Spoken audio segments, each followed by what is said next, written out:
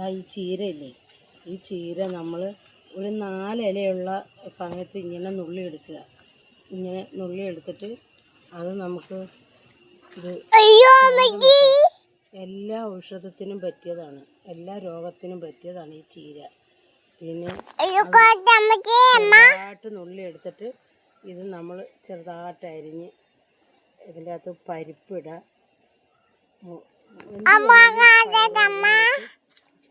നാളീരൊക്കെ ചെറുകിയിട്ട് 2-3 പച്ചമുളകും എല്ലാം അരിഞ്ഞിട്ട്, അത് പരിപ്പ് അധികം വേവിക്കാൻ പാടില്ല, ഒരു ചെറിയതായിട്ടേ പരിപ്പ് വേവിക്കാൻ പാടുള്ളൂ.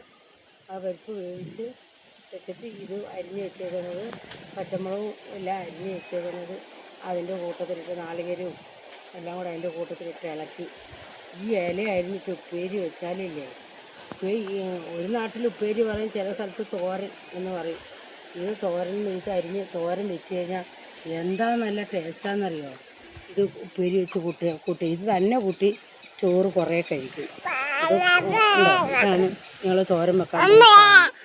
ഞങ്ങളുടെ കുട്ടികൾക്കൊക്കെ വലിയ ഇഷ്ടമാണിത്.